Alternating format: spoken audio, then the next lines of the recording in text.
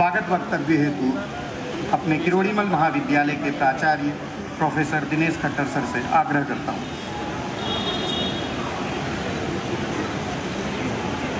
सभी को नमस्कार, very good evening.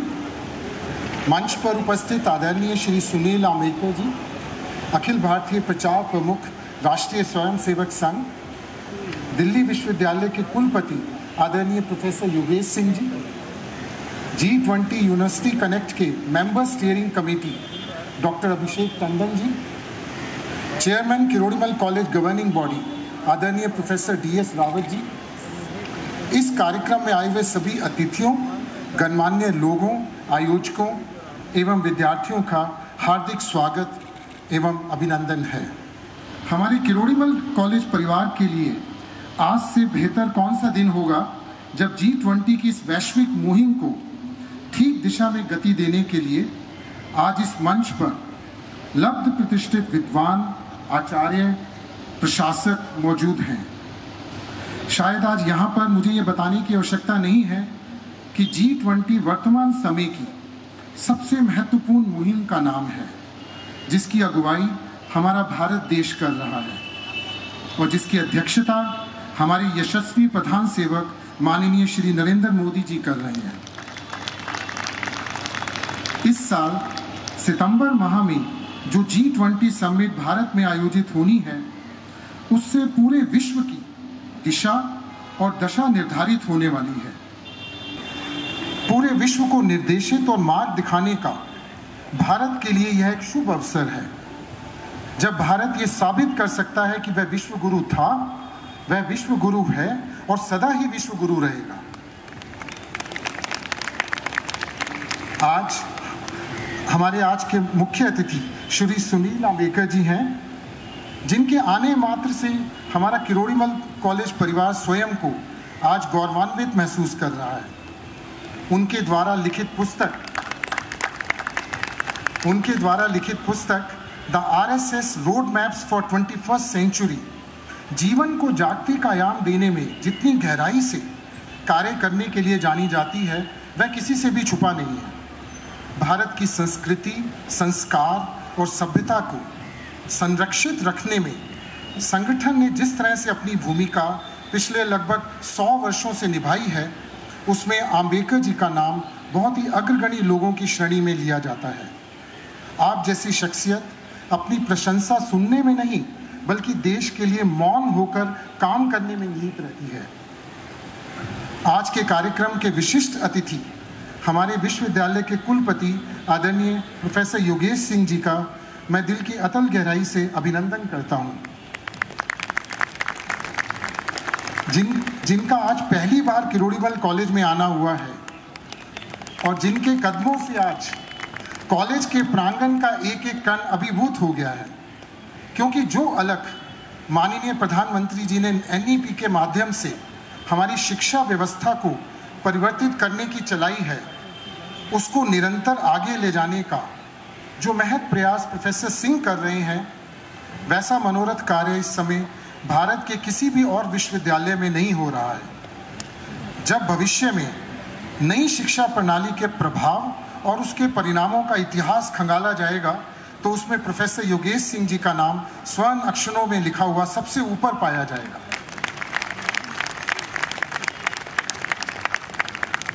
Ministry of external affairs की देखरेख में बनी कमेटी G20 यूनिवर्सिटी कनेक्ट के member steering committee doctor Abhishek Tandon हैं, जिनके साथ मिलकर आज किरोड़ीमल कॉलेज इस कार्यक्रम का आयोजन कर रहा है। दोस्तों, एक टीचर के लिए इससे बड़ा कोई और पल नहीं हो सकता जब उसका अपना स्टूडेंट, जिसे उसने कई सालों तक पढ़ाया हो, उसके साथ मंच साझा करे, दिन दूनी रात चौगनी प्रगति की राह पर आगे बढ़ता रहे और शिक्षा जगत में निर्मित पॉलिसीज का हिस्सा बने।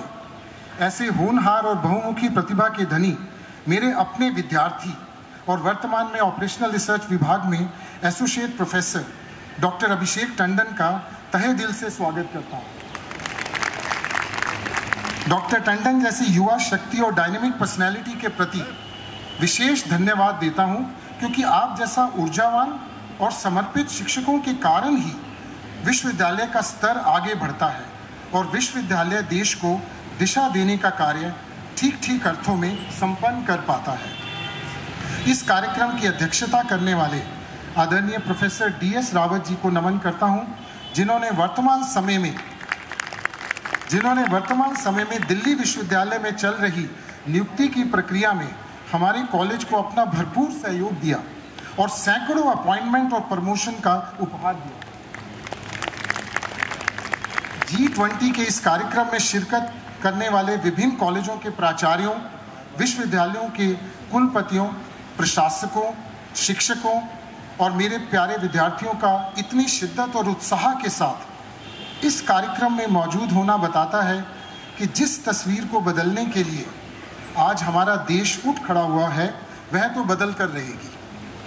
Dear friends, it's not a little achievement that India is leading today the G20 Summit 2023 and is going to lay down the foundation of glorious future, not only for itself, but for the whole world, for the entire humanity rather.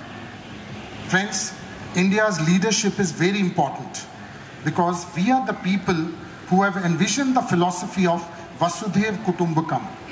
We are the people who have said, Sarve Bhavantu Sukhina, Sarve Santu Niramaya.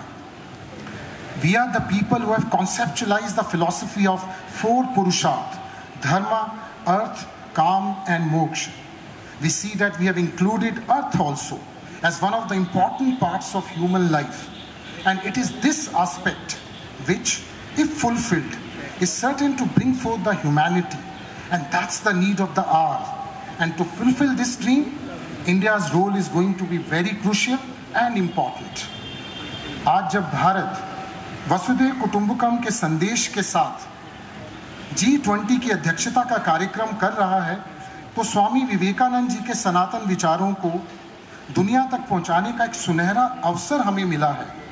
Vivekananda ji युवाओं के अंदर जिस ऊर्जा को देखना चाहते थे, वह ऊर्जा हमें 5 ट्रिलियन की अर्थव्यवस्था बनाने के स्वप्न को पूरा करने में भी सहायक सिद्ध हो रही है। So it is undoubted and needless to say that the progress of Bharat is the progress of all and everyone. How Bharat will lead the G20 summit, how Bharat will nourish all the nations is something the world is awaiting to see. To speak on this, we have very eminent guests present today who will enlighten us with their magical words and effective arguments. I would just say कि निकल पड़ा है भारत आज भविष्य को बनाने में, नहीं सुना सका था जो कभी वो कथा सबको सुनाने में। युग बदला, समय बदला, बदल गया सारा नज़ारा है, अब भारत के साथ चमकने को तैयार हो रहा यह जग सारा है। और जाते जाते इतना ज़रूर कहता हूँ कि भारत को भारत की दृष्टि से देखो, पता चलेगा कि भारत कितना महान है। वसुधैव कुटुंबकम का दर्शन देने वाला इस मिट्टी का सबसे बड़ा अनुदान है। With these words, I again welcome you all and express my love and gratitude to everyone present here today. Jai Hind, Jai Bharat. ऐक्यम इस कार्यक्रम के स्वरूप को लेकर बात रखने के लिए मैं डॉक्टर अभिषेक टंडन जी का हार्दिक स्वागत करता हूँ।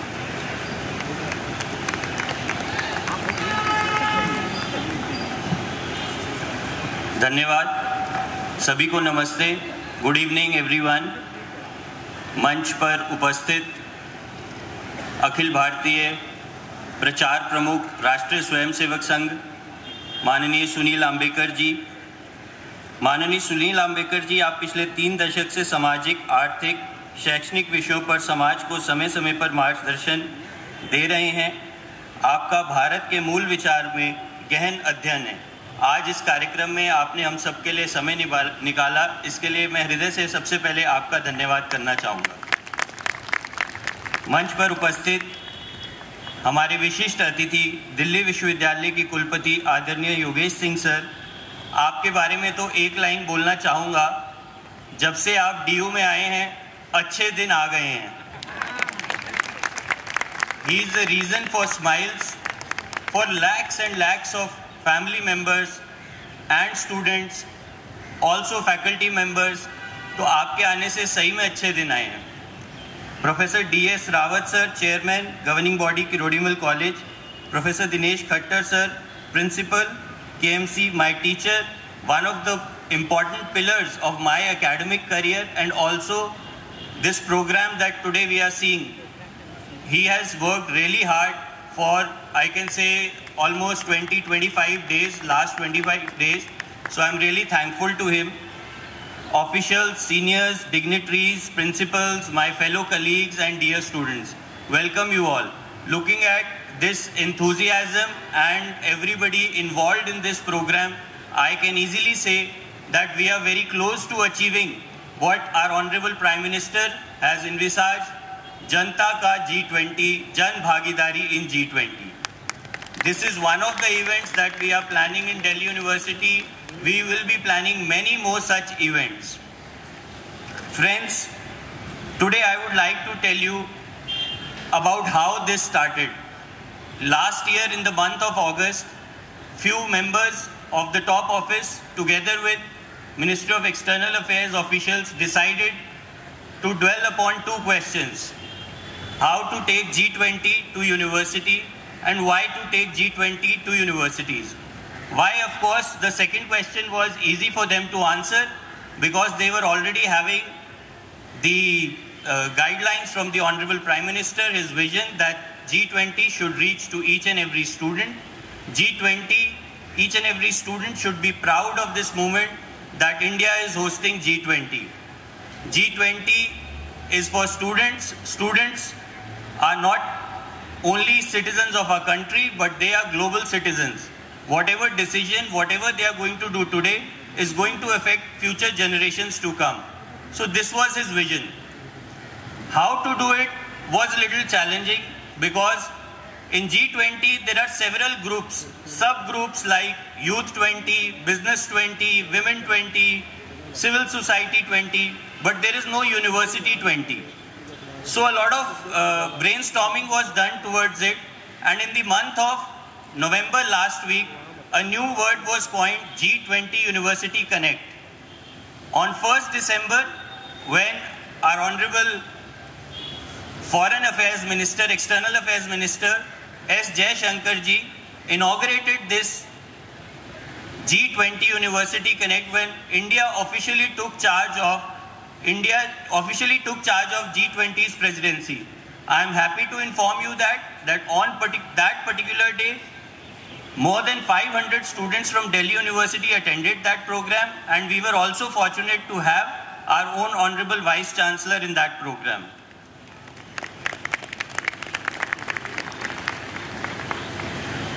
Today, I am happy to inform that as I speak, G20 University Connect has covered more than 45 universities and more than 50 lakh students across the country, right from Bhuj University in the west to Mizoram University in the east, Sher-e Kashmir University in Srinagar to Kerala University in the south.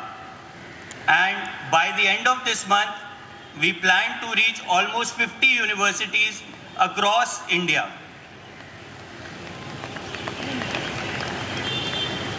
Another thing which I thought I'll discuss with you, in one of the meetings where I met an Australian colleague, and he shared his experience with me about India.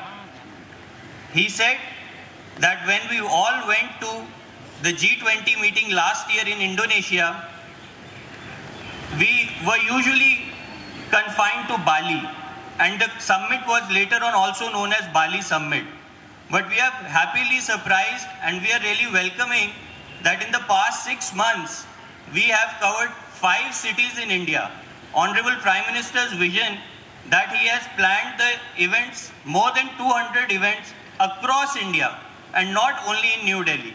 We need to really congratulate our Prime Minister for this vision. I am also happy to inform you that in the next 15 days, from 22nd to 24th May, a high-level delegation meeting of all G20 countries are going to happen in Srinagar. So this is the way how we are taking G20 forward.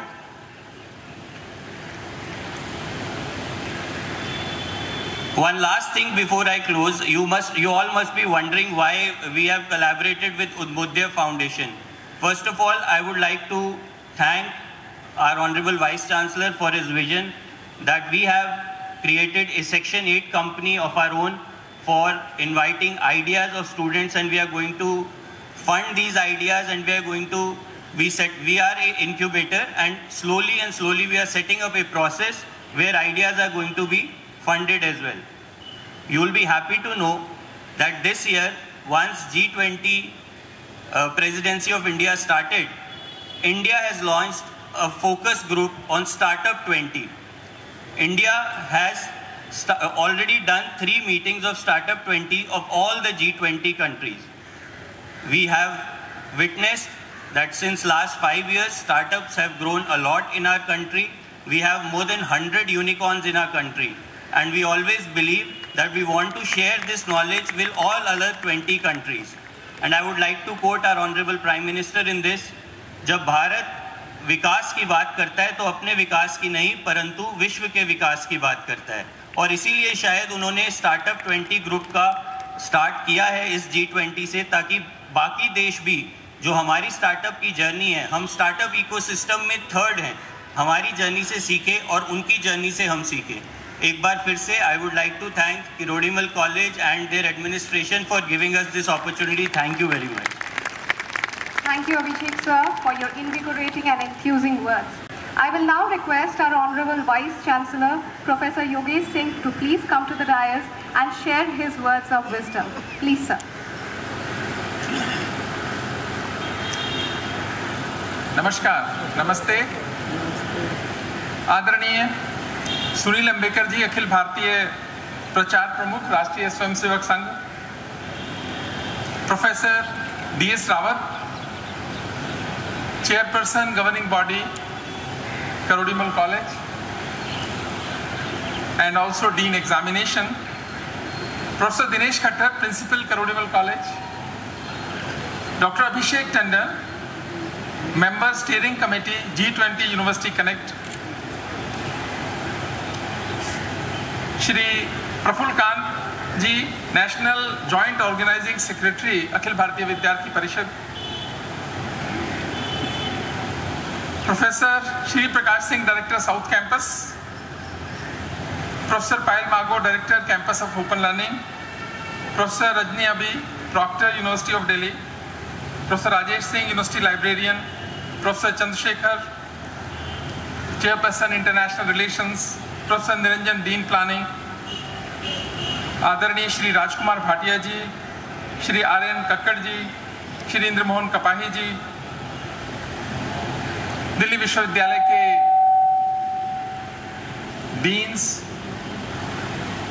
विभिन्न colleges के principals, head of the departments, teachers, invited guest and my dear students friend, good evening और आप सभी को मेरी तरफ से नमस्ते। आज का ये कार्यक्रम अभी अभिषेक टंडन जी ने बड़े अच्छे से रखा, यूनिवर्सिटी कनेक्ट की G20 यूनिवर्सिटी कनेक्ट, और भारत को प्रेसिडेंसी G20 की मिली। ये एक बहुत अच्छी बात है, सम्मान की बात भी है और गर्व की बात भी है। उस सब के लिए सभी को मैं बधाई देता हूं, क्योंकि हम सबका इसमें मान बढ़ा है। देश की आन बढ़ेगी तो हमारा भी मान आएगा, इसके लिए आपको बहुत बहुत बधाई। अभी जब G20 की बात करते हैं तो इसमें है क्या? G20 के अंदर एक मन में स्वाभाविक सा प्रश्न आता है कि इसके अंदर है क्या। अब G20 है तो इसमें संसार के 20 पावरफुल देश आते हैं, ये तो G20 से ही पता लगता है, और ये मिलकर 85% GDP इन 20 देशों से आती है। और देश कितने संसार में? करीब करीब 250 के आसपास देश भी हैं, लेकिन इन 20 देशों से 85% GDP में कंट्रीब्यूशन आता है। इसका मतलब बहुत ताकतवर देश हैं, और 75% इंटरनेशनल ट्रेड ये लोग करते हैं। एक साइड से जो इंटरनेशनल ट्रेड होता है 75% इनका होता है, और 66% संसार की पॉपुलेशन इन 20 देशों में रहती है। यानी एक पावरफुल एक प्लेटफॉर्म है ये ताकतवर देशों का एक मजबूत समूह है, ग्रुप है, और उसकी भारत को प्रेसिडेंसी मिली है। आज़ादी के 75 वर्ष पूरे हुए और दिल्ली विश्वविद्यालय के 100 वर्ष पूरे हुए और हमें ये प्रेसिडेंसी मिली, उसके लिए भी आप सबको बहुत बहुत बधाई देता हूं।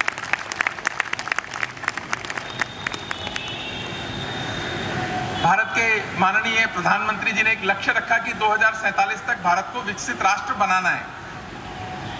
तो प्रश्न आता है कि इन 25 सालों में अगर विकसित राष्ट्र कैसे बनेंगे, उस कैसे बनने के जो इंस्ट्रूमेंट्स हैं वो इस G20 के अनुभव से कुछ बनेंगे। आखिर ये पावरफुल देश हैं सारे के सारे, और इनमें से जितने भी विकसित राष्ट्र हैं वो सारे इसके अंदर हैं। तो वो कैसे विकसित राष्ट्र बने, उनसे हमें सीखने की आवश्यकता है, ताकि उसमें से कुछ इंस्ट्रूमेंट्स को हम इस्तेमाल कर सकें। ये तो हो नहीं सकता कि अमेरिका का मॉडल भारत में लग जाए। 36 करोड़ वो हैं, हम 140 करोड़ हैं। ना ही हम यूरोपियन यूनियन का मॉडल लगा सकते हैं, लेकिन उनकी अच्छी प्रैक्टिसेस हम सीख सकते हैं, समझ सकते हैं और अपने यहाँ लगाने का प्रयास कर सकते हैं। इसलिए ये G20 बहुत सही समय पे हमारे पास आई है और देश को उससे नई नई चीज़ें सीखनी भी चाहिए। शायद ऐसी सोच रही होगी, इस कारण से बहुत सारी जगह इसके कार्यक्रम भी हो रहे हैं। जो जन भागीदारी की जो बात है, उसमें जो स्टेप हम सब ले रहे हैं कि किस तरीके से अगर 47 में भारत को विकसित राष्ट्र बनना है तो कैसे बनेगा, तो ये अनुभव हमारे को काम आएगा। तो जब बात करते हैं तो कौन सी ऐसी नीतियां बनानी चाहिए, कौन से ऐसे सेक्टर्स हैं जिसमें देश को काम करना चाहिए, कौन से ऐसे इमर्जिंग एरियाज हैं जिसमें देश को फोकस करना। तो बात है कि स्वाभाविक रूप से सभी लोगों के मन में ये प्रश्न आते हैं, और ये जो अनुभव है, इस अनुभव से हमको कुछ ना कुछ अच्छा देश के लिए करने की सोचनी चाहिए। यूनिवर्सिटी कनेक्ट रखा तो यूनिवर्सिटी के लोगों को सोचनी चाहिए कि भारत के विश्वविद्यालय अच्छा कैसे करें। इंडस्ट्री कनेक्ट है तो इंडस्ट्री को सोचना चाहिए कि देश की इंडस्ट्री अच्छा कैसे करे। आज भारत $3 ट्रिलियन की इकोनॉमी है। आज भारत $3 ट्रिलियन की इकोनॉमी है, और 2007 में हम 60 साल के बाद हम बने $1 ट्रिलियन की इकोनॉमी भारत बना। 60 साल लिए, लेकिन 14 में हम दोबारा 14 के अंदर हम $2 ट्रिलियन की इकोनॉमी हो गए। यानी आगे पहले बार 60 साल लगे, उसके बाद 7 साल लगे, और 2019 में भारत $3 ट्रिलियन की इकोनॉमी बना। अगली बार हमें केवल 5 साल लगे। तो ये जो जर्नी है 60 से लेके 7 और फिर 5, अभी थोड़ा सा कोविड के कारण से एक इम्पैक्ट आया, लेकिन अब धीरे धीरे देश उससे बाहर आ रहा है। प्रेडिक्शन ये है कि अगर भारत को 47 में विकसित राष्ट्र बनना है तो हमारी जो साइज ऑफ इकोनॉमी है वो कम से कम $25 ट्रिलियन होना चाहिए। आप सोचिए, आज हम $3 ट्रिलियन हैं, हमको $25 ट्रिलियन की इकोनॉमी चाहिए। और ऐसा माना जाता है, बहुत सारी प्रेडिक्शन है इकोनॉमिस्ट की, कि 2030 के बाद हर साल भारत $1 ट्रिलियन इकोनॉमी में ऐड करेगा। अब ये प्रेडिक्शन है इकोनॉमिस्ट का, और मैं मानता हूं कि सही होगा, पर हम सबके परिश्रम से ही तो ये सही होगा।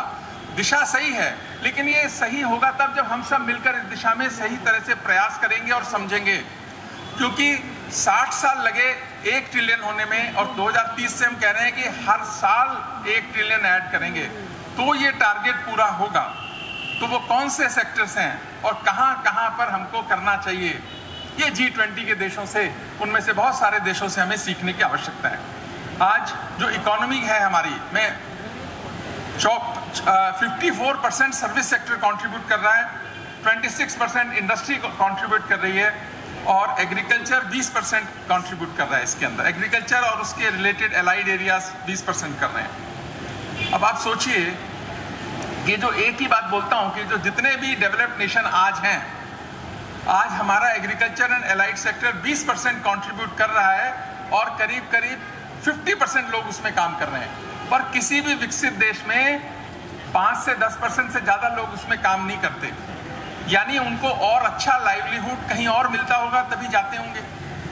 ये एक प्रश्न है जिसपे कि हमें इसको रिजॉल्व करना होगा कि एग्रीकल्चर एंड एलाइड सेक्टर को किस तरीके से अच्छा बनाया जाए, कैसे उसे में इन्वेस्टमेंट की जाए। बहुत बड़ा चैलेंज है जो G20 में हमें सीखना चाहिए। एक और बात, जब मन में बात आती है कि डेवलप्ड नेशन का पैमाना क्या है, उस पैमाने पर आप माने या न माने, लेकिन आज जो पैमाना है उसमें क्या है पैमाना, कि जो आपकी जो ग्रॉस नेशनल इनकम है, ग्रॉस नेशनल इनकम क्या होती है, GDP प्लस जो हमने फॉरेन से हम इनकम लेते हैं और माइनस फॉरेन को जो इनकम जाती है, यानी वो जो पैसे है वो बनता है ग्रॉस नेशनल इनकम। और आज हमारे देश की gross national income per capita income है $2,170 की। कितनी बन गई वो? करीब 1,77,000 रुपए वार्षिक आय है देश में। सिंगापुर की 64,000 से ज्यादा है डॉलर, हमारी 2,000 है। सिंगापुर की 64,000 से ज्यादा है। तो भारत आज के दिन लोअर मिडिल इनकम ग्रुप में आता है। मैं केवल इकोनॉमिक्स की टर्म में बात कर रहा हूं, मैं कोई दूसरी टर्म से बात नहीं कर रहा, कि हम लोअर इनकम ग्रुप में आते हैं। और आज के दिन अगर कोई विकसित राष्ट्र होना चाहता है, उसके पैमाने पर कैपिटा इनकम $13,000 होनी चाहिए। यानी हम 2,000 हैं, हमको 13 का मतलब हो गया कि 6 गुना इकोनॉमी का साइज होना चाहिए। और इसका मतलब कितना होना चाहिए? अभी हम $3 ट्रिलियन हैं, तो $18 ट्रिलियन होना चाहिए। और हम 18% संसार की जनसंख्या भी हैं। तो देखिए, दोनों तरफ से बिल्कुल ठीक है कि हमें $18 ट्रिलियन इकोनॉमी का साइज होना चाहिए। 18% हम जनसंख्या है विश्व की, तो जितना हम हैं उतना हमारा कंट्रीब्यूशन होना चाहिए।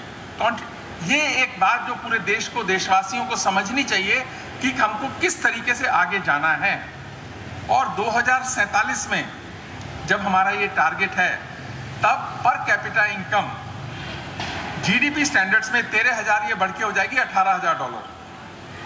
और हायर इनकम नेशन बनेंगे अगर, तो हमको ये बनेंगे कैसे? इसका जो की फैक्टर है वो है ग्रोथ रेट। अगर हमें 25, 26, 27 ट्रिलियन डॉलर पे जाना है और पर कैपिटा इनकम यदि $18,000 की बनानी है, आप खुद सोचिए कि कितना ज्यादा काम करने की हमको आवश्यकता है इकोनॉमिक्स की टर्म में। और एक और बात है, खुशहाली आती है तो दिखती है। पैसे की क्या है? पैसा छुपता नहीं है, पैसा छुपता नहीं है, समृद्धि छुपती नहीं है। अगर देश ताकतवर एक दिन में नहीं बन रहा, धीरे धीरे हम आगे बढ़ रहे हैं, क्योंकि नीति सही है और डायरेक्शन भी ठीक है। मैं कह रहा हूं अगले 25 साल के लिए 9% की ग्रोथ रेट चाहिए, और 9% की ग्रोथ रेट चाहिए। और ग्रोथ रेट के जो पैरामीटर्स हैं, हमारा 1900 से लेके 1950 तक भारत की ग्रोथ रेट 0 थी। लोग कहते हैं ना कि ब्रिटिशर्स ने बहुत फायदा किया, तो जरा इकोनॉमिक्स की टर्म्स में देखिए कितना फायदा किया कि 1900 से 1950 तक इतनी बड़ी जनसंख्या वाले देश की ग्रोथ रेट 0 थी। और 1950 से 80 तक 3.5% थी, 1980 से 2000 तक 5 से 7% थी, 2003 से 8 तक 8 से 9% थी, 9 से 14 7% थी। और एनुअल ग्रोथ रेट भारत की आजादी के बाद से लेके 21 तक 5.81% है हमारी growth rate. Annual growth rate अगर हमारी 5.81 है, हमें 9 से 10% की चाहिए, तो मेहनत तो करनी पड़ेगी, नए इंस्ट्रूमेंट डिजाइन करने पड़ेंगे।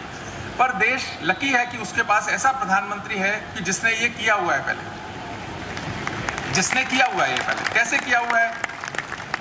किया हुआ है? गुजरात की ग्रोथ रेट 2001 से 2014 तक 9.8% थी, 9.8% थी।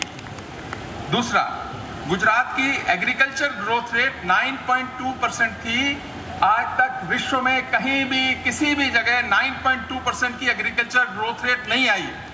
यानी करा तो जा सकता है, लेकिन एक स्टेट के अंदर जो मॉडल बनता है पूरे देश में लगाते हैं, तो उसके अपने चैलेंजेस होते हैं। उन चैलेंजेस के लिए देश को मन बनाना चाहिए। अगर वहां हो सकता है तो पूरे देश में ये हो सकता है। यानी कहां जाना है हमको? $3 ट्रिलियन की इकोनॉमी से $30 ट्रिलियन जाना है। 1,77,940 पर कैपिटा इनकम, वार्षिक एनुअल इनकम से 14,76,000 यानी 15 लाख के करीब की जब एवरेज इनकम होगी देश के अंदर, तो जाकर वो लक्ष्य हासिल होगा। आज जो 1.25 लाख है, उससे हमें 15 लाख तक जाना है। तो समझिए खुशहाली तो आएगी। खुशहाली के इंस्ट्रूमेंट्स बनाने हैं तो हम ये कर पाएंगे। और G20 से हमें सीखना चाहिए, क्योंकि बहुत सारी चीजें वो कर चुके हैं।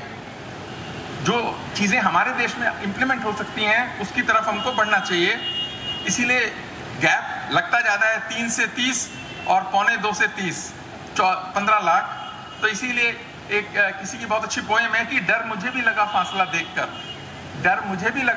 देखकर, लेकिन मैं बढ़ता ही गया रास्ता देखकर।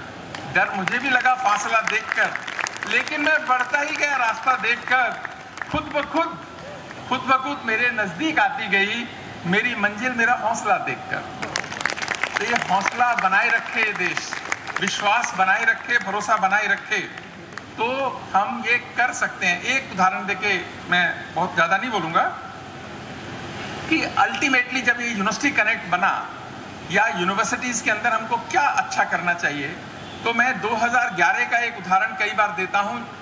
एक लीडरशिप प्रोग्राम में मुझे अटेंड करने का मौका मिला येल यूनिवर्सिटी में। येल एक बड़ा प्रतिष्ठित यूनिवर्सिटी है अमेरिका की। तो वहाँ पर भारत की सरकार ने 22 वाइस चांसलर्स को भेजा ये सीखने के लिए कि शिक्षा चलती कैसे है। तो वो अनुभव में एक वहाँ के यूनिवर्सिटी वाइस चांसलर, जो प्रेसिडेंट बोलते हैं उनको, उनसे बात हो रही थी। तो उन्होंने कहा कि मैं बहुत चिंतित हूँ अमेरिका को लेके कि अमेरिका की आगे फ्यूचर जनरेशन्स के लिए हम कैसे जॉब क्रिएट करेंगे।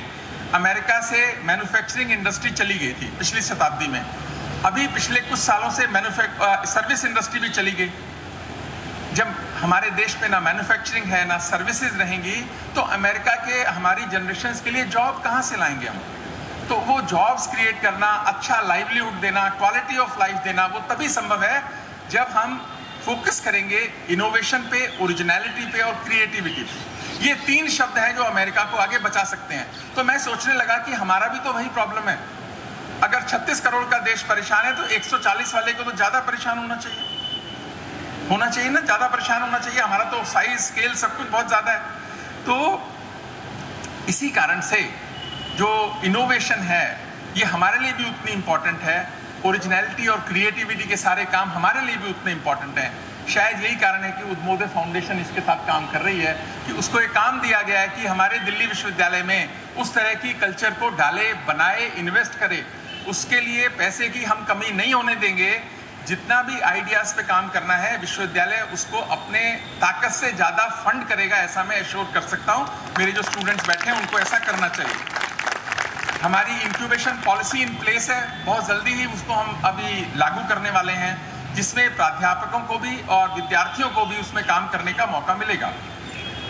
अभी एक एग्जाम्पल और है, देखिए भारत कितना अच्छा कर सकता है और कितना अच्छा कर भी रहा है। एक एग्जाम्पल है यूपीआई का, यूनिफाइड पेमेंट इंटरफेस। जब ये बनाया, ये एक national payment corporation of India ने बनाया, जो कि आईबीए और आरबीआई और इंडियन बैंकिंग एसोसिएशन ने प्रमोट करी ये कंपनी।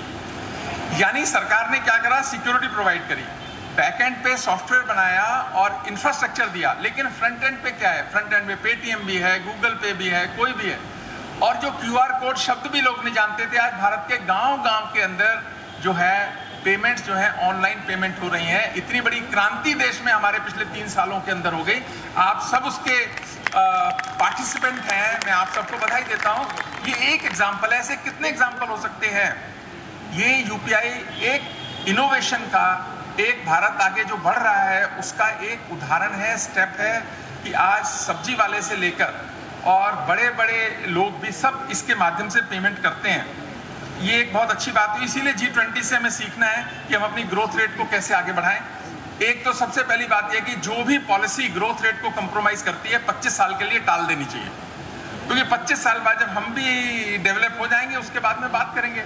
हमारे चैलेंजेस थोड़े और भी हैं, क्योंकि आज ग्रोथ के साथ में बात होती है सस्टेनेबल ग्रोथ की, यानी sustainable growth without disturbing the environment. इसलिए हमारे पास थोड़ा रेजिस्टेंस भी है उस चीज का कि ग्रोथ रेट में हमें एनवायरमेंट का भी ख्याल रखना है, सस्टेनेबल रखना है उसको। इस कारण से जो मॉडल यूरोप ने लिए, जो मॉडल अमेरिका ने लिया, हमको बिल्कुल वैसा मॉडल नहीं लेना, नहीं तो क्या होगा, हम संसार का, ह्यूमैनिटी का ज्यादा नुकसान कर जाएंगे। इसलिए हमारे लिए राह थोड़ी ज्यादा कठिन है, ये मानते हुए हमें आगे बढ़ना है और अपने लोगों को अच्छी शिक्षा देना, ये एक बहुत बड़ा काम है। इसी कारण से ये यूनिवर्सिटी कनेक्ट की बात हुई कि हम अपने बच्चों को अच्छी शिक्षा दें, क्योंकि हमारा देश बड़ा है, इसलिए शिक्षा का विस्तार करें। अच्छे जो देश के इंस्टीट्यूशंस हैं वो इसमें ज़्यादा भूमिका निभाएं। ये आपका राष्ट्रीय कर्तव्य भी है। आपका कर्तव्य केवल G20 से या देश को विकसित बनाना है, तो आपका टीचर्स का क्या योगदान हो सकता है उसमें, कि हम ज़्यादा से ज़्यादा बच्चों को पढ़ाएं, अच्छे से पढ़ाएं, ज़्यादा अच्छी रिसर्च कराएं, इनोवेशन पे ध्यान दें। ये हमारा काम होना चाहिए। हमारा योगदान यही तो होगा ना, हमारा क्रिकेट खेलने में तो योगदान नहीं हो सकता ना, वो तो जिन्होंने खेलना है वो खेलेंगे। सीमा की सुरक्षा हमारा काम नहीं है, जिनका है वो करेंगे। लेकिन जो हमारा काम है उस पर अगर हम 25 साल अच्छे से काम करेंगे तो हम आने वाली जनरेशन के लिए एक बहुत अच्छा विकसित भारत देंगे, और ये हमारी भूमिका होगी। मैं आपसे ये वायदा भी चाहता हूं कि आप इसमें पूरे मन से अपना योगदान करें। और अभी दिल्ली विश्वविद्यालय ने यूनिवर्सिटी ग्रांट्स कमीशन के कहने पर हमने कहा कि विश्वविद्यालय अब सुबह 8 से लेकर 8 तक काम करेगा। अगर किसी के मन में कोई शंका होगी इसके लिए तो वो निकाल दीजिए, समझ लीजिए कि ये एक जरूरी काम है, जिस कारण से ज्यादा सेक्शंस बनेंगे, ज्यादा बच्चों को पढ़ा सकेंगे। ये एक हमारे देश में के लिए हमारा योगदान होगा। इसका विरोध कैसा, इसका विरोध कैसा?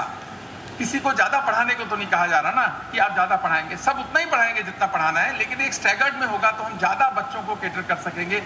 फैसिलिटीज का क्योंकि ये देश इतनी लग्जरी अफोर्ड नहीं कर सकता, कम से कम 25 साल तो नहीं कर सकता। जब विकसित हो जाएंगे, हर व्यक्ति 15 लाख कमाएगा तो आप करिएगा उसको, वो अच्छी बात है। पर आज हमें अपना योगदान सही तरीके से लेना चाहिए, क्योंकि एग्रीकल्चर सेक्टर आगे बढ़ेगा, जिसकी जो एक हमारे को लगता है कि भारी इन्वेस्टमेंट चाहिए, तो उसके लिए फिर काम करने वाले लोग भी तो चाहिए, उसके लिए उस तरह का इम्प्लीमेंट करने के लिए लोग चाहिए। तो हमें थोड़ा सा शिक्षा के अंदर हर जगह एग्रीकल्चर को फोकस में लाने का प्रयास करना चाहिए। 4 शब्द हैं जो ये G20 में बहुत पॉपुलर हैं: reduce, reuse, repair and recycle. और भारत तो इसका एक्सपर्ट रहा है, रिसाइकलिंग का भी एक्सपर्ट रहा है, रिपेयर का भी रहा है, रिड्यूस का भी रहा है कि हमारे यहाँ बहुत खर्चा लोग करते नहीं रहे। इन चारों पर आज विश्व मानता है कि फोकस करना चाहिए। अगर हम विश्व के लोगों को अपनी प्रेसिडेंसी में ये कन्विंस कर पाए कि reduce, reuse, repair and recycle ये 4 शब्द नहीं है, आने वाली जनरेशन के भविष्य की फाउंडेशंस हैं, वो हमको ख्याल करेंगे तो अच्छा होगा। G20 से हम अच्छा सीखेंगे और agriculture, medicine, technology, education, health में और अच्छा करेंगे तो हम बहुत अच्छा होगा। और 25 वर्ष का ही संकल्प है ये, 25 वर्ष का ही संकल्प है। और 25 वर्ष होते कितने हैं?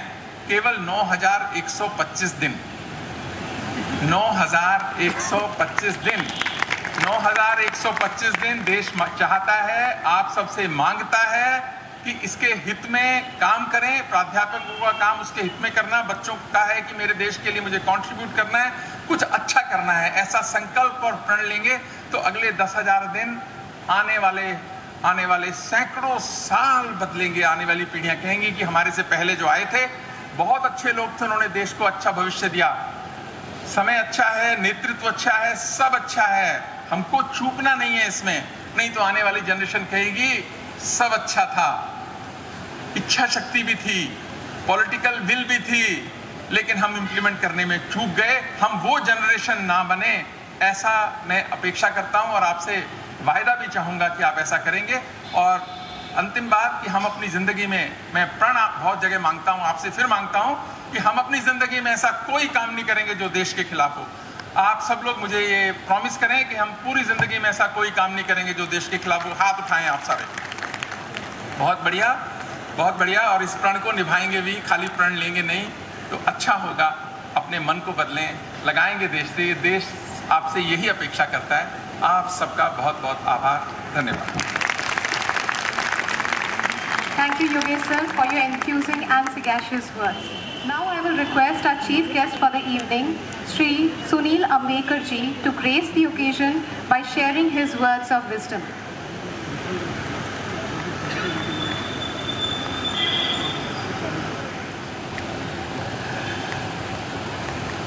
आज के इस विशेष आयोजन में उपस्थित विश्वविद्यालय के सम्माननीय कुलपति डॉक्टर योगेश जी, इस कॉलेज के समिति के अध्यक्ष श्रीमान रावत जी, प्रिंसिपल खट्टर जी और हमारे युवा साथी अभिषेक टंडन जी, यहाँ भी बहुत सारे गणमान्य सभी लोग बैठे हैं, सभी को नमस्ते। और विशेषकर जो विद्यार्थी आए हैं उनको मैं विशेषकर बधाई देता हूं कि आप लोगों ने बहुत उत्साह के साथ इस G20 के साथ आप जुड़े गए।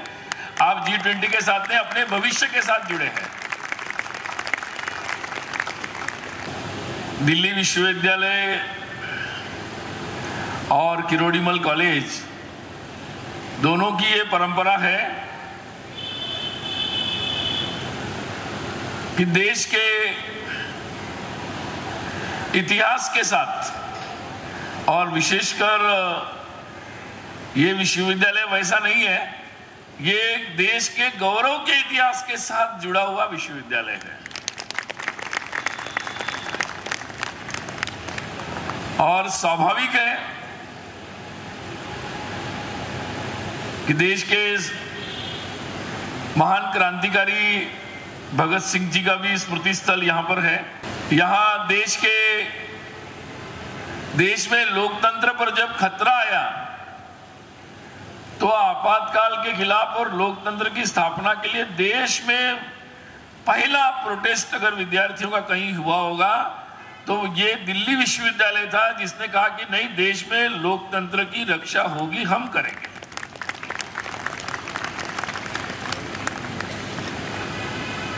और इसलिए मुझे स्वाभिमान भी है, आनंद भी है और विश्वास भी है कि जब आप लोग इतने उत्साह के साथ आज इस शाम इकट्ठा हुए हैं और G20 का जो उद्देश्य और सपना है, मैं सपने से थोड़ा आगे बढ़कर कहूंगा संकल्प है, उस संकल्प के साथ आप लोग सब जुड़ रहे हैं।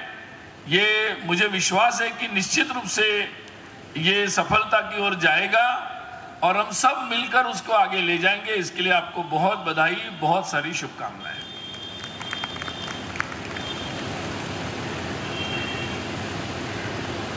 जो सपना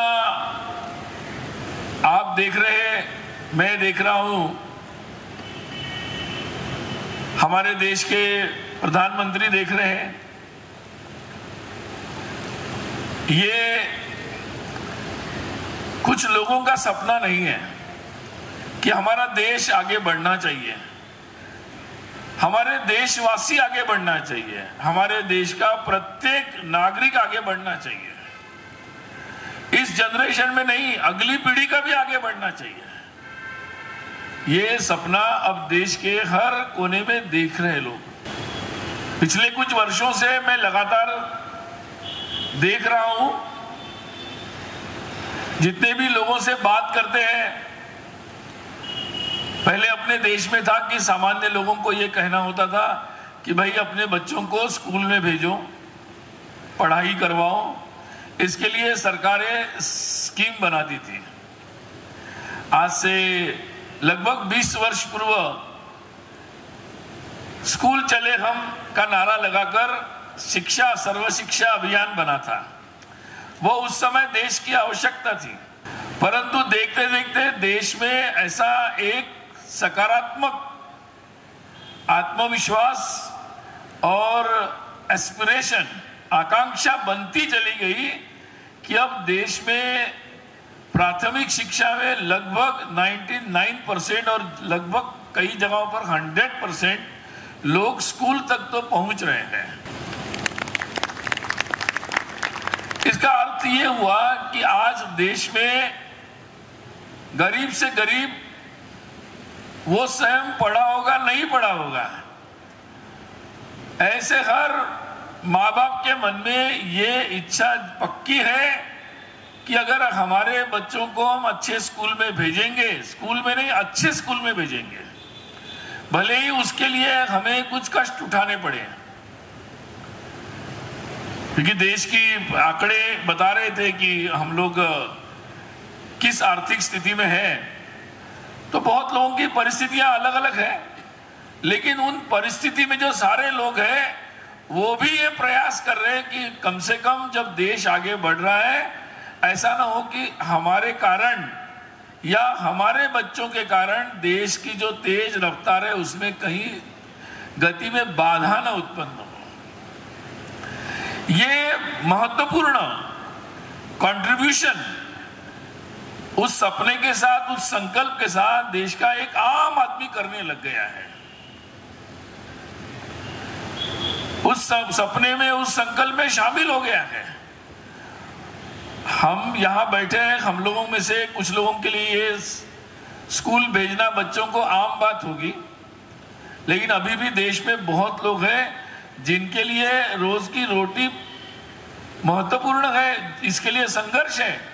परंतु उसमें भी वो रास्ता निकालकर, चूंकि हमारे कारण देश पीछे न रह जाए, क्योंकि अगर देश के 10% 20% लोग पीछे रह गए तो देश आगे नहीं बढ़ेगा, क्योंकि देश तो 140 लोगों की पूरी गाड़ी है, अलग अलग नहीं चलेगी।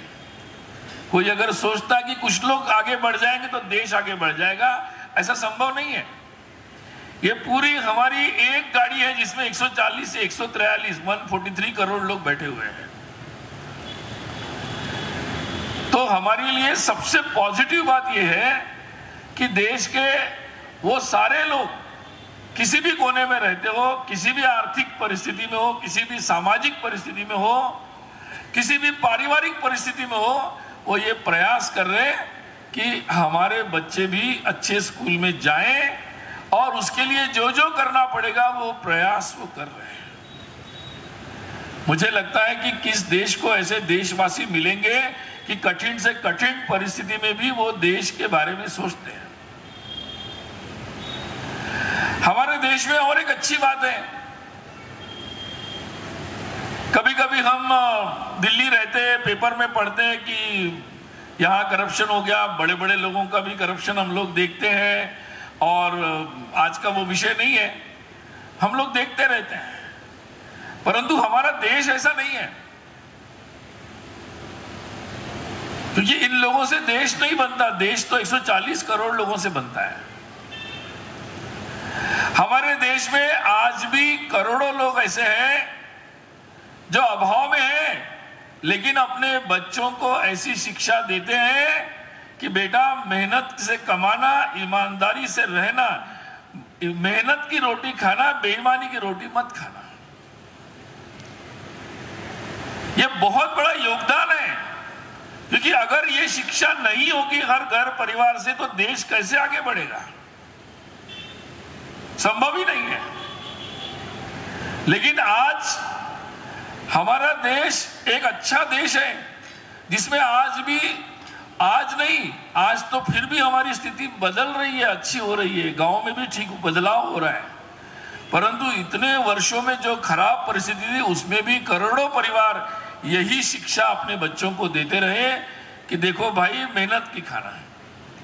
इसलिए हमारे देश में कभी कभी लोग कहते हैं कि कुछ लोग मेहनत नहीं करते, ऐसे ही मतलब कर देते हैं, कुछ लोग बोलते हैं वो भीख मांग के खा लेते हैं। लेकिन मैं कहूंगा हमारे देश में करोड़ों लोग हैं कि जो लेबर बनना पसंद करते हैं लेकिन बेईमानी नहीं करते।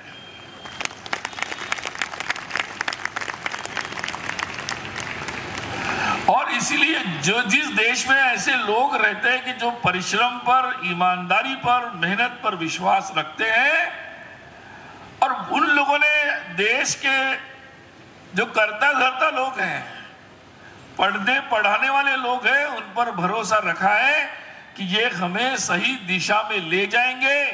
जो दिशा आ रही है बस हम उतना काम करते रहे, अपने परिवार के बच्चों को आगे बढ़ाएं, अच्छी बात दे, अच्छा संस्कार दे, अच्छा सिखाएं। मुझे लगता है कि ये जो फैक्टर्स हैं ये शायद आपकी पॉलिटिकल इकोनॉमी में शायद इंक्लूड नहीं होंगे, लेकिन मेरी सोशल इकोनॉमी की डेफिनेशन में उनका सबसे महत्वपूर्ण स्थान है।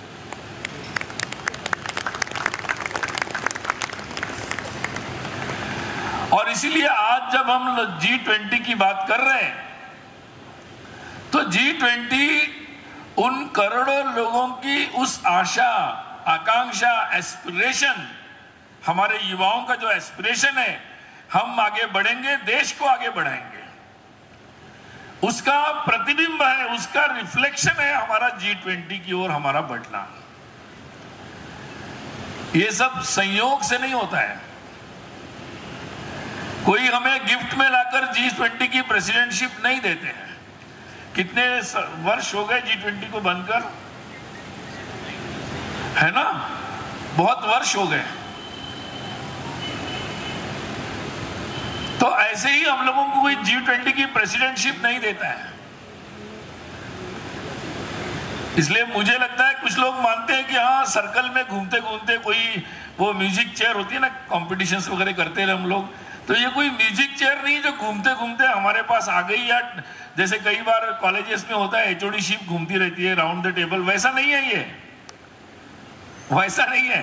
Don't take it. I respect the HODs and all there. Don't worry.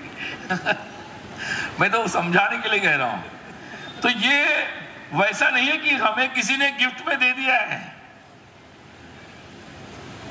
ये हम लोग डिजर्व करते हैं।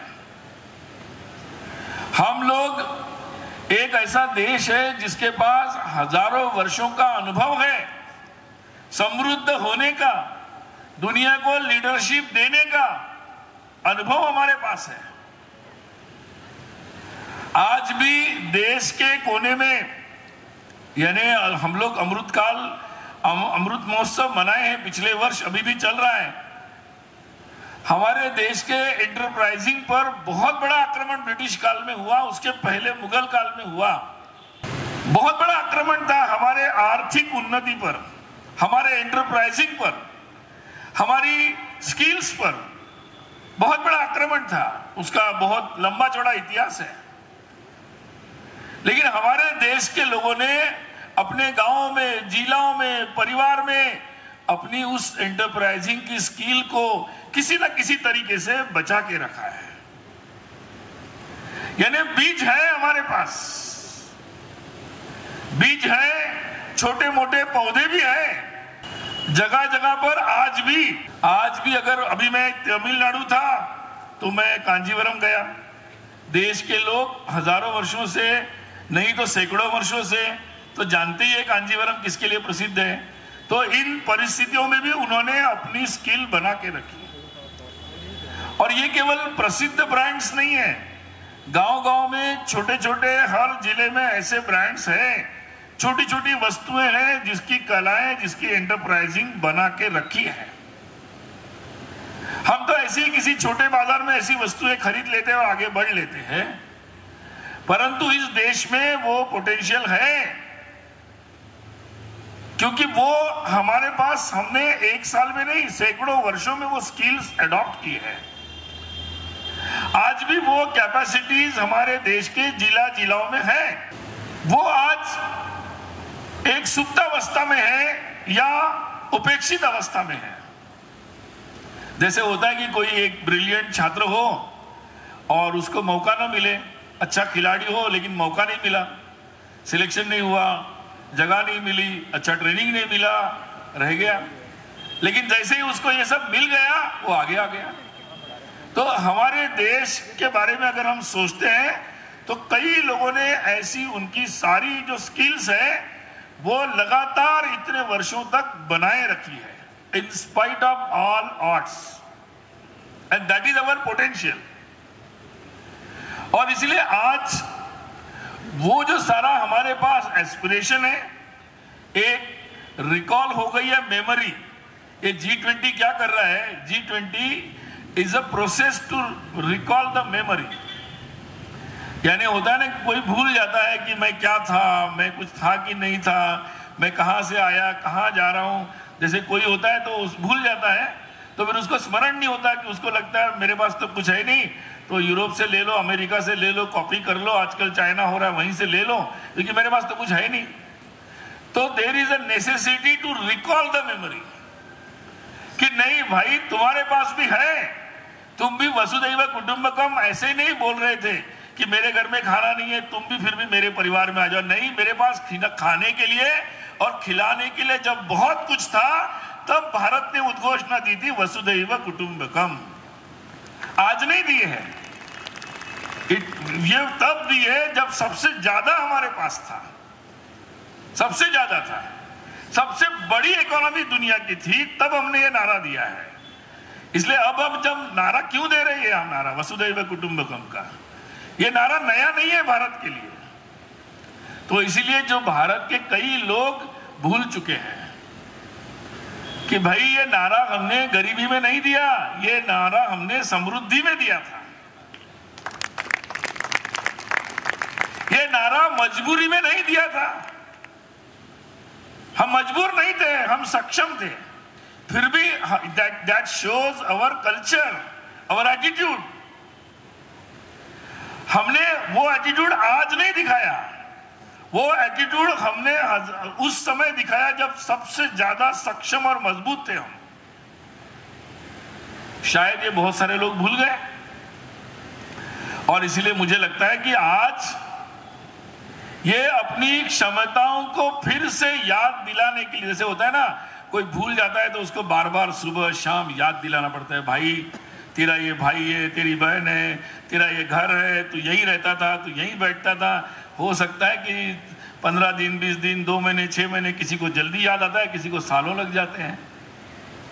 है अपने देश में कुछ लोग जिनको सालों लग रहे हैं फिर भी याद नहीं आ रहा है, उनको रिकॉल हो, मेमोरी हो नहीं रही है। बट लेट देम, उनको भी आ जाएगी, समय लगेगा। लेकिन देश के बहुत सारे लोग तैयार हैं फिर से टू रिकॉल द मेमोरी, तैयार है। मुझे लगता है I think G20 is the best process for the recovery of the memory and that best memories, क्योंकि वो स्मृतियां जितनी जागृत होगी हम उतने सक्षम होंगे, उतने आत्मविश्वास हमारे अंदर आएगा।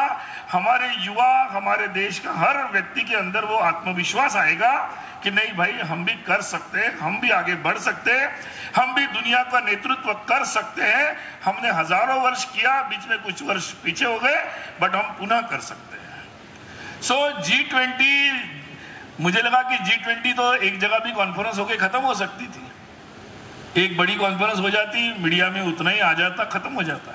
लेकिन नहीं, ये जो क्या बोल रहे थे, सहभाग ना, जन भागीदारी, अच्छा शब्द है। तो ये जो जन भागीदारी क्यों है? क्योंकि जन में सभी लोगों को ये मेमोरी रिकॉल होना चाहिए। मैं अभी आजकल जितने शहरों में जा रहा हूं, नागपुर में गया, G20 की समिट हो रही है, वहां पर पूरा शहर को सजाया जा रहा है, लोग आ रहे हैं, लोग G20 वाले आने से पहले ही आकर फोटो निकाल के जा रहे हैं, वहां टूरिस्ट स्पॉट बन गया। लोग बोल रहे अरे हमारा शहर भी इतना सुंदर हो सकता है, बनाओ इसको। लोग बोल रहे फिर इसको परमानेंटली बनाओ। ऐसे मैं झारखंड में गया, बिहार में गया, जहां जहां जा रहा हूं वहां लोगों को लग रहा है कि हमारा शहर भी सुंदर हो सकता है। और वहां केवल हम तो देखने जाएंगे, अपने बच्चों को दिखाने ले जा सकते हैं। और दुनिया भर के लोग, एक एक कॉन्फ्रेंस में 80-90 लोग आते हैं, फॉरेन डेलीगेट्स। तो जब उनको बड़े उत्साह से वो दिखाते हैं कि भाई यही मेरा शहर है, ये तुम वैसा मत समझो जो पहले सोचते थे, तो ये वो है, ये आज के भारत का ये वो जगह है जो तुम देखो, समझो और उसकी क्षमता को समझो। So it is for our memory to recall, हमारी स्मृतियां जागृत हो जाए ताकि हमारा आत्मविश्वास हो जाए।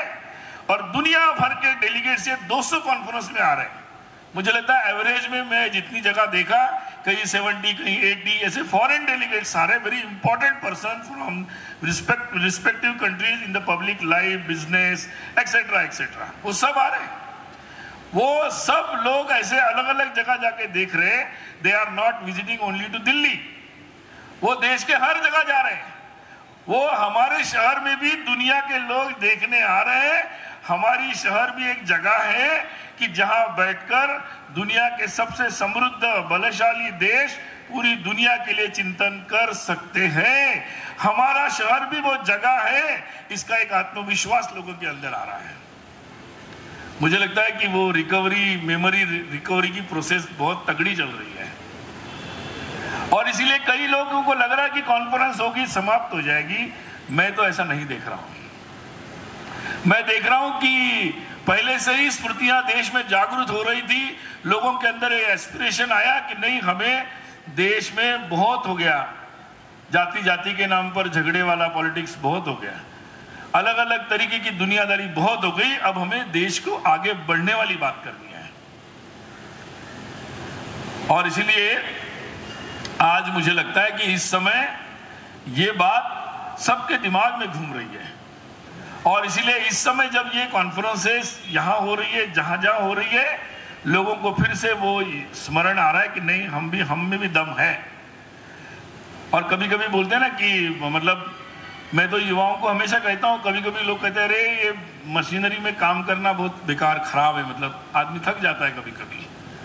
लेकिन मैं अब एक शेर कह रहा था, मुझे भी एक शेर याद आया। वो कहते ना कि कैसे कह दूं कि थक गया हूं मैं, कैसे कह दूं कि थक गया हूं मैं, न जाने किस किस का हौसला हूं मैं। तो ये बात हमारे देश के युवाओं के मन में आ रही है कि जिस परिस्थिति में हम हैं, हो सकता है कि बहुत सारे आर्ट्स हैं, स्टार्टअप शुरू करना, कई लोग गिव अप कर रहे थे, अरे ये सब मशीनरी में काम करना, गवर्नमेंट मशीनरी में बहुत मुश्किल होता है। But don't give up. Give up करने की कारण नहीं है, अगर कारण है तो उसके लिए नई मशीनरी शुरू करेंगे। इसलिए मैं अब बधाई दूंगा कि यहाँ पर दिल्ली विश्वविद्यालय ने विशेषकर सेक्शन 8 कंपनी बनाकर एक नया इनिशिएटिव लिया इंक्यूबेशन और स्टार्टअप के लिए। और आज वाइस चांसलर सर ने कहा भी है कि उसके लिए जो जरूरतें होगी उसके लिए वो आगे आएंगे।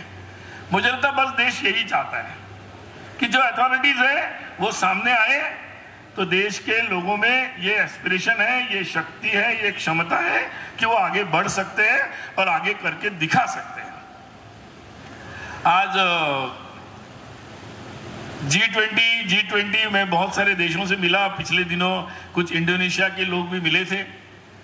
उन्होंने कहा कि G20 हमारे यहाँ भी था, लेकिन आप लोगों ने तो कमाल कर दिया। मुझे अभी 2-4 दिन पहले ही कई सारे लोग मिले थे, तो उनसे विस्तार से चर्चा हो रही थी। तो वास्तव में ये बात केवल G20 के कार्यक्रमों की नहीं है, मुझे लगता है कि इसका स्पिरिट जो है दैट इज वेरी इंपॉर्टेंट। और इसलिए ये जैसे होता है, हम घर में उत्सव मनाते हैं तो सारी यादें निकालते हैं, तो मुझे लगता है G20 हम उन यादों को निकालें, उन बातों को बताएं जिससे हमारा आत्मविश्वास बढ़ेगा, जिससे हमारी वह ऊर्जा बढ़ेगी। और देखिए, काम तो बहुत बड़ा है। अभी बहुत सारे स्टैटिस्टिक, आई एम नॉट मतलब मैं बाय प्रोफेशन इकोनॉमिस्ट वगैरह नहीं हूँ, और वैसे मैथमेटिक्स मेरा बहुत प्रिय सब्जेक्ट भी नहीं रहा, नहीं, क्योंकि प्रिंसिपल सर मैथमेटिक्स के हैं। तो लेकिन ऐसा नहीं कि बहुत इजी टास्क है, ये कुछ लोग कर लेंगे, कुछ लोग सोचते हैं कि प्रधानमंत्री अच्छे वो कर लेंगे, संभव नहीं है। देश के हर व्यक्ति को करना पड़ेगा। क्यों? क्योंकि हमारी इकोनॉमी 3 ट्रिलियन की है और हम लोग आगे बढ़ रहे हैं। अभी बोल रहे हैं कि हम लोग तीसरा देश बन जाएंगे कुछ कितने 4 सालों में या 3 सालों में, हम लोग 30 दुनिया का तीसरा इकोनॉमी बन जाएंगे। वेल गुड, बहुत अच्छा है। लेकिन हमें ये बात सब देशवासियों को ध्यान में रखना चाहिए कि हमारे देश की पॉपुलेशन 140 करोड़ है। अमेरिका की इकोनॉमी और हमारी इकोनॉमी में, चाइना की और हमारी इकोनॉमी में बहुत डिफरेंस है। 36 करोड़ के देश की इकोनॉमी 23 ट्रिलियन है लगभग, एग्जैक्ट कोई करेक्शन होगा तो सर कर सकते हैं। और चाइना की लगभग 17 ट्रिलियन है। तो हमारी आज 3 है, और हमारा पॉपुलेशन और अमेरिका का पॉपुलेशन में कई गुना का फर्क है। और इसीलिए निश्चित रूप से हम रेस में बहुत पीछे हैं, लेकिन 140 करोड़ ये हमारा एसेट भी है। क्योंकि मैंने कहा एसेट इसलिए है क्योंकि हमारे देश में अब हर देशवासी ये सोच रहा है कि मेरे बच्चों को अच्छे से पढ़ाएंगे, so it becomes a asset. करोड़ों लोग हैं जो कह रहे कि हम लेबर जैसा परिश्रम करेंगे लेकिन ईमानदारी से चलेंगे। इसलिए हम लोगों के लिए बहुत जरूरी है कि ये हमारे लिए एसेट है। इसलिए कई बार बड़े पढ़े लिखे लोग मीडिया में कुछ स्थितियां पढ़कर थोड़े निराश हो जाते हैं। उनको ये ग्राउंड रियलिटीज भी समझना चाहिए कि हमारा देश इन लोगों से रिप्रेजेंट होता है।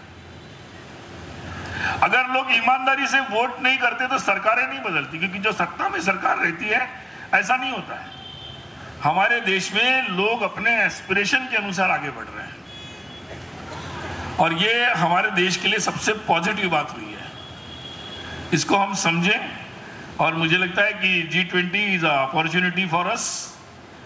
और प्रेसिडेंटशिप तो कुछ समय की रहेगी, चली जाएगी, लेकिन होता है ना कि प्रेसिडेंट तो बदलते रहते हैं, वाइस चांसलर बदलते रहते हैं, प्रिंसिपल बदलते रहते हैं, लेकिन जो अच्छा काम जब हो जाता है तो उसी को याद किया जाता है और उसी को फॉलो किया जाता है। So that way we can retain the best leadership of Bharat in G20। और इसलिए अगर हम उसका फॉलो करते हैं, और इसलिए मुझे लगता है कि हमारे कॉलेजेस, हर कॉलेज में हर युवा के पास ये संदेश पहुंचना चाहिए कि अब दौड़ने का समय आ गया। अब तक तुम चल रहे थे, अब दौड़ प्रारंभ हो रही है। अब जोर से दौड़ना है और दौड़ने के लिए तैयार है हमारे युवा। बस हमको थोड़ा सा उनकी पीठ थपथपाने की जरूरत है, उनके साथ खड़े होने की जरूरत है। और मुझे ये बहुत खुशी है जब मैं ये पूरे देश में उत्साह देख रहा हूँ G20 के नाम पर। कई लोगों को लगता है कि हमारे देश में लोगों को ये G20 वगैरह क्या समझेगा, हमारे देश में तो इतने लोग हैं जिनको ठीक से पढ़ना लिखना नहीं आता, ऐसा होता है वैसा होता है, ऐसे कई लोग सोचते हैं। मुझे कई लोगों ने पूछा तो ठीक है ये इट्स अ सिटी इवेंट और मेट्रोपॉलिटन इवेंट G20, बाकी किसी को समझ में नहीं आ रहा है, ऐसे बताया। मुझे बहुत पुराना स्वामी विवेकानंद के समय का एक उदाहरण स्मरण में आया, आप लोग भी जानते होंगे। उनकी एक छोटी सी पुस्तक है मेरे गुरुदेव नाम से, बहुत छोटी सी है। तो उनका एक लेक्चर था लंदन में या शायद यूरोप में कहीं, उनके शिकागो उद्बोधन के बाद। तो वहां तो वो इंग्लिश में बोलते थे, उनका संदेश चलता था। तो किसी ने उनको प्रश्न पूछा कि आपका देश तो बड़ा गरीब है, वहां तो लोग पढ़े लिखे भी नहीं है और अंग्रेजी तो बिल्कुल नहीं जानते, और आप यहाँ जो बोल रहे हो बड़ी तत्वज्ञान, वो तो कर्म सिद्धांत बता रहे थे, वेदांत बता रहे थे, बहुत मतलब बड़ी ज्ञान की बात बता रहे थे, और आप भारत की बात बता रहे हो, सबसे ऐसा देश भारत, उसका वर्णन कर रहे हो, तो ये आपके देश के लोगों को समझ में आएगा क्या? ये प्रश्न उनको पूछा गया। वो विवेकानंद ने जो जवाब दिया वो बड़ा सुंदर है और वो मेरा उस पर पूरा विश्वास है। उन्होंने जवाब दिया, उन्होंने कहा कि देखो ऐसा है कि जब कहीं शक्कर पड़ी रहती है तो चींटियों को पता लग जाता है कि शक्कर कहाँ है। उनको आपके कैम्ब्रिज ऑक्सफोर्ड में नहीं आना पड़ता है, उनको पता लग जाता है कि यहाँ शक्कर है, वो अपनी लाइन लगा देते हैं। तो बोले मेरे भारतवासियों में भी वो शक्ति है कि कहीं किसी में कोई सुनसान गुफा में, बिल्कुल जंगल में भी कोई अगर अच्छा चिंतन, अच्छा कार्य करने की सोच रहा होगा, सात्विक भाव से लोक कल्याण की बात कर रहा होगा, तो मेरे देशवासियों में वो आध्यात्मिक शक्ति है कि वह सूंघ लेंगे कि ये शक्कर कहाँ है और उस कार्य के साथ जुड़ने के लिए लाइन लगा देंगे। स्वामी विवेकानंद जब भारत आए तो उनको लगा कि मुझे रिसीव करने कौन आएगा, कॉन्फिडेंस नहीं था उस समय, तो मोबाइल भी नहीं था कि पूछ ले कि भाई कौन कौन आए हैं। तो वो जहाज में थे, उनके अपने साथी जो विदेशी थे उनको उन्होंने कहा कि देखो भाई देखते हैं वहां जाके व्यवस्था करेंगे कैसे निकलना है उतरने के बाद। लेकिन वहां उतरे तो उन्होंने जो बात लंदन में कही थी, बात सच थी। मछुआरे जो अनपढ़ स्कूल कॉलेज में नहीं गए वो भी आए थे और राजा भी आए थे, पढ़े लिखे विद्वान भी आए थे। सबको वो बात समझ गई थी कि इन्होंने भारत के गौरव की, भारत के आध्यात्म की, भारत के सम्मान की बात दुनिया के किसी कोने में जाके की थी। उन्होंने अपने स्वामी को पहचान लिया था कि यही स्वामी विवेकानंद है,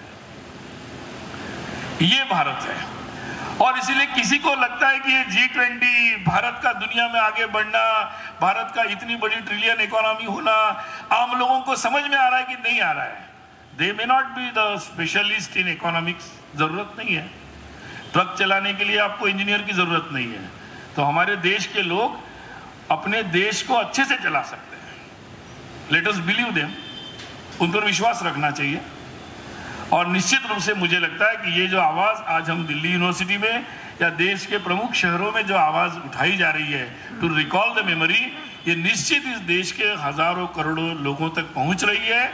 वो बात को समझ रहे कि किस बात का उद्घोष देश में हो रहा है, फिर से इस भारत को उच्च स्थान पर ले जाने की बात हो रही है। इस बात को वो दिल से समझ रहे और उसके लिए मदद करने के लिए, सहयोग करने के लिए, साथ में खड़े होने के लिए तैयार हो रहे हैं। ये इस तरीके से आज देश का परिदृश्य धीरे धीरे उस दिशा में जा रहा है। अब हमारी जिम्मेदारी है कि वो हमारे विश्वविद्यालयों में अपने बालक बच्चों को भेज रहे हैं, अपने स्टूडेंट्स को भेज रहे हैं, हम लोग उनको एक सही दिशा दें, कड़ी मेहनत करें और उनको केवल physics, chemistry, mathematics, economics, political science न पढ़ाएं, उनको ये देश के बारे में भी पढ़ाएं ताकि वो देश की तरक्की में अपना अच्छा योगदान दे सके।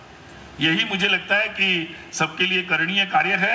और निश्चित रूप से ये आत्मविश्वास हम भी रखें कि देश की गाड़ी अब उस दिशा में चल पड़ी है, कोई भी उसको रोक नहीं सकता।